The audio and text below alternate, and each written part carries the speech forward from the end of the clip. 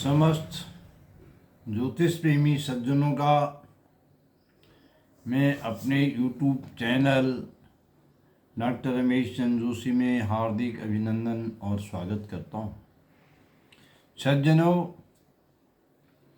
आज श्री माता रानी के श्री चरणों का स्मरण करते हुए मैं आपको पंचांग परिचय भाग 4 में ले जाना चाहता हूँ। कल मैंने आपको बताया था भैरव भवानी संवाद का रहस्य। ये हमारा श्री तारा प्रसाद दिव्य पंचांग है, इसी से मैं आपका परिचय करा रहा हूँ। आज मैं आपको ले चलता हूँ इसके सीधे पेज संख्या 13 पर, पृष्ठ संख्या 13। पृष्ठ संख्या 13 पर हमने प्रारंभ किया है शुभ मुहूर्तों का। शुभ मुहूर्तों में हमने सबसे पहले दिया है यहाँ विवाह मुहूर्त, और विवाह मुहूर्तों के संबंध में भी पहले हमने विशेष करके दिए हैं विशेष निर्देश कि विवाह मुहूर्तों को आपने कैसे देखना है, कैसे प्रयोग में लाना है। विवाह मुहूर्तों के संबंध में भी हमने उत्तराखंड ज्योतिष के इतिहास में एक अभिनव प्रयोग किया है। ये जो विवाह की यहाँ सारणी हमने बना रखी है, विवाह के लग्न जो दिए हैं, यहाँ पर हमने पहला कॉलम इसका है तारीख का, दूसरा बार का, तीसरा गते का, और चौथा जो कॉलम है, चौथा स्तंभ जो है, उसमें हमने उस विवाह के लग्न के प्रारंभ का समय दिया है और उसके बाद समाप्त का समय दिया है। ये हमारे पंचांग केंद्र और उत्तराखंड के लिए तो सूक्ष्म है, लेकिन अन्य प्रदेशों में उस तत्त लग्नानुसार समय आप अपनी लग्न सारणी से देख सकते हैं। और चौथा कॉलम जो है समय कीजिए, छोटा कॉलम जो है वो लग्न राशि का है कि इस दिन विवाह लग्न क्या होगा, कौन सी उसकी राशि होगी। और सातवां जो इसमें स्तंभ है, कॉलम है, वह है चंद्रमा की स्थिति। उस दिन चंद्रमा की स्थिति कहाँ है, ये हमने स्पष्ट यहीं दे दिया है। आप चाहें तो पक्षाचार में भी इसे मिला सकते हैं, देख सकते हैं। और एक महत्वपूर्ण हमने इसमें दिया है 8वां कॉलम, वह है चंद्र अशुद्ध पैट राशि। अब आपको पैट अपैट निकालने की ज़रूरत नहीं है। जैसे उदाहरण के लिए मैं आपको बताना चाहता हूँ, इसमें हमने दिया है 21 अप्रैल, दूसरे नंबर का लग्न है, 21 अप्रैल रविवार का है, 9 गते, मेषार्क के 9 गते हैं उस दिन, और लग्न का प्रारंभ का समय है 22:47, 12:10:22, रात के 10:47 से 27:59, 3:59 के। यहाँ पर कई हमारे पाठकगण थोड़ा भ्रम में पड़ जाते हैं, जबकि हमने पंचांग परिचय और घोषणाएं में पहले ही ये स्पष्ट किया हुआ है कि रात्रि 12 बजे को 24 और उसके बाद सूर्योदय तक के समय को 24 में जोड़कर लिखा गया है। तो जैसे यहाँ पर 27:59 है, तो ये हो गया 3:59 रात्रि शेष। लग्न की राशि है यहाँ 9, 10, 11, मतलब उस दिन विवाह का लग्न जो है वह धनु राशि, मकर राशि और कुंभ राशि का है, जिसका समय रात्रि 10:47 से 3:59 तक है। चंद्रमा उस दिन कन्या राशि में है। अगर आप अंदर भी 21 अप्रैल 9 गते वैशाख में देखेंगे तो चंद्रमा कन्या राशि में ही आपको मिलेगा। अब कन्या राशि में चंद्रमा होने से उस दिन मिथुन, तुला और कुंभ राशि को अपेट है। अर्थात यहाँ स्पष्ट हो गया कि मिथुन, तुला और कुंभ राशि के जातकों का उस दिन विवाह नहीं हो सकता है, क्योंकि चंद्र बल आवश्यक है, चंद्र शुद्धि आवश्यक है।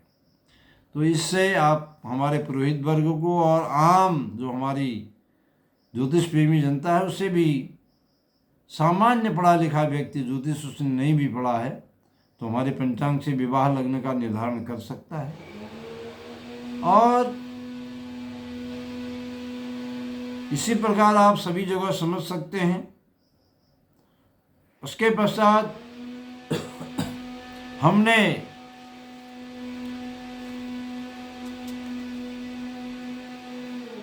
उत्तराखंड ही नहीं, भारतवर्ष के ज्योतिष इतिहास में एक नया काम किया है। वैसे इस कार्य का प्रारंभ पूज्यपाद आचार्य भास्करानंद लोहनी जी ने किया था, लेकिन उसके बाद हम ही इस परंपरा को आगे बढ़ाए हैं।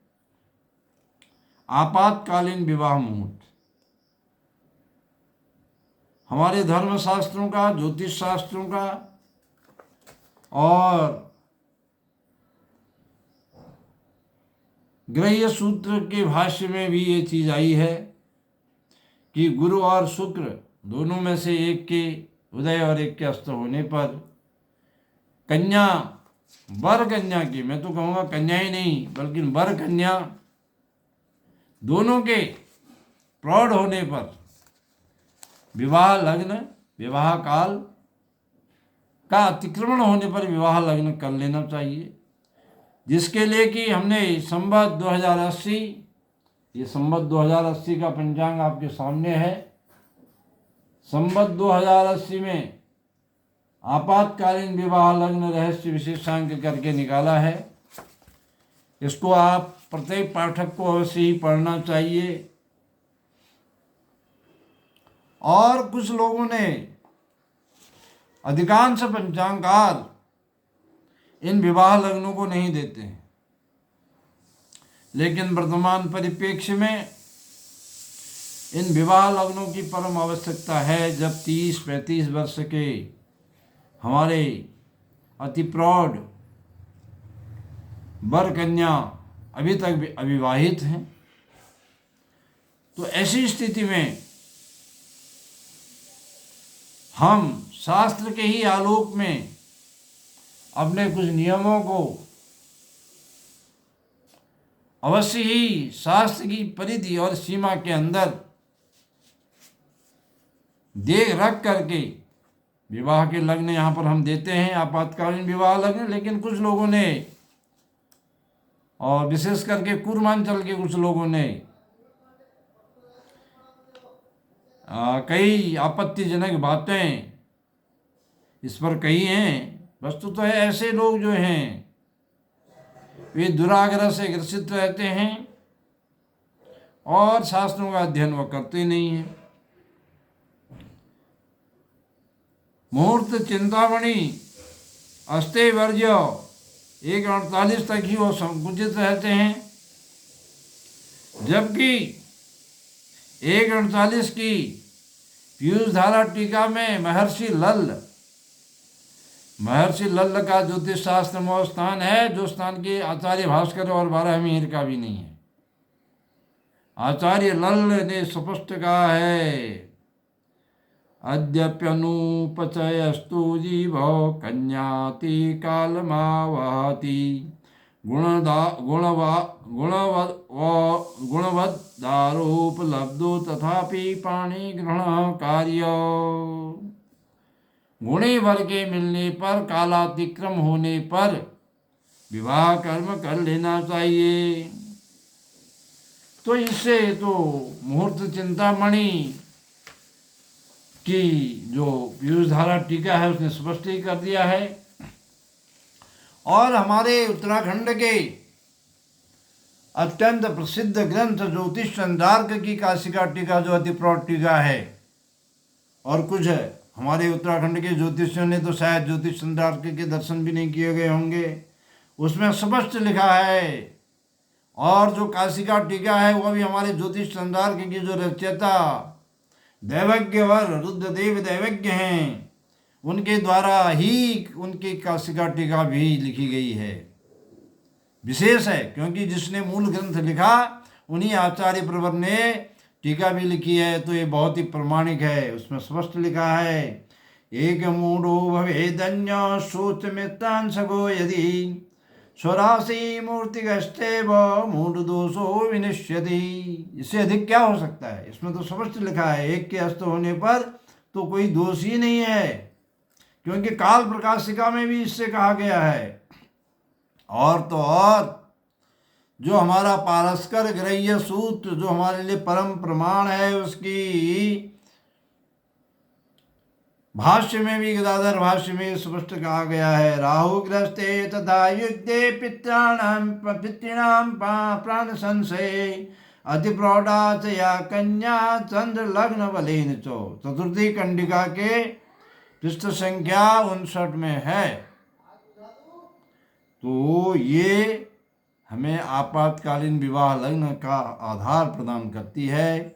इसमें स्पष्ट लिखा है, अति प्रौढ़ा चया कन्या चंद्र लग्न वलेन चौ। यहाँ पर मास का भी महर्षि गदाधर का जो कथन है, उनने कहा कि महीने का भी विचार नहीं करना चाहिए, केवल चंद्र लग्न बलेन चौ, चंद्रमा का बल प्राप्त हो और लग्न का बल प्राप्त हो, तो अति प्रौढ़ कन्या होने पर विवाह कर देना चाहिए। और भी बहुत सारे हैं, बहुत सारे हैं। बृहद्दैवज्ञ रंजन में महर्षि नारद ने कहा है, नारद जो हैं, महर्षि नारद जो हैं, ब्रह्मर्षि देवर्षि नारद, देवर्षि नारद जो हैं ज्योतिष के 18 प्रवर्तक आचार्यों में हैं। उन्होंने स्पष्ट कहा है, गुरु रबलो रविर शुभ प्राप्ते एकादशाब्दया कन्या गणयति गणको विशुद्ध स गणको ब्रह्मा भवति। बृहद्दैवज्ञ रंजन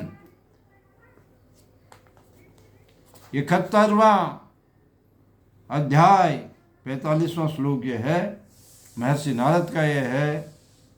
इसमें स्पष्ट कहा गया कि कन्या के प्रौढ़ होने पर जो ज्योतिर्विद यह कहते हैं कि अभी शुभ समय नहीं है, शुभ लग्न नहीं है, गुरु और शुक्र अस्त हैं, तो ऐसे कहने वाले जो गणक हैं, ज्योतिर्विद हैं, वो ब्रह्मा भवति, वो ब्रह्म के हत्यारे हैं।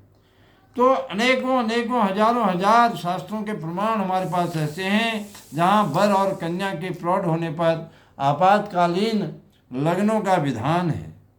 तो इसी क्रम में हमने आपातकालीन विवाह लग्न दिए हैं। विशेष करके मैं अपने आदरणीय सुधी जो तारा प्रसाद दिव्य पंचांग के पाठक जन हैं और हमारे ज्योतिष प्रेमी हैं, उनसे ये आग्रह करता हूँ कि वे आपातकालीन विवाह लग्नों का बिना किसी संकोच के प्रयोग करें। और इस वर्ष तो इसका विशेष ही महत्व है, क्योंकि इस वर्ष अप्रैल के अंत से लेकर के और जुलाई के प्रारंभ तक गुरु और शुक्र अस्त हैं, और 6 मई से 3 जून तक तो दोनों अस्त हैं। ऐसी स्थिति में आपातकालीन विवाह लग्नों की प्रासंगिकता बढ़ जाती है, क्योंकि इसमें विशेष बात मैं आपको बताना चाहता हूँ कि अधिकांश पंचांगों में तो इस वर्ष ग्रीष्म काल में वैशाख ज्येष्ठ में लग्न ही नहीं होंगे। कभी गुरु अस्त हैं, कभी शुक्र अस्त हैं, कभी दोनों अस्त हैं। तो ऐसी स्थिति में हमारे आपातकालीन विवाह लग्नों की प्रासंगिकता बढ़ जाती है। और मैं अपने पुरोहित वर्ग से और ज्योतिष प्रेमी यजमानों से ये आग्रह करूँगा कि वह निसंकोच बिना किसी भय और संकोच के आपातकालीन विवाह लग्नों का उपयोग करके अपने शुभ कार्यों का संपादन करें। श्री गिरिजा माता आपका सर्वविध कल्याण करें।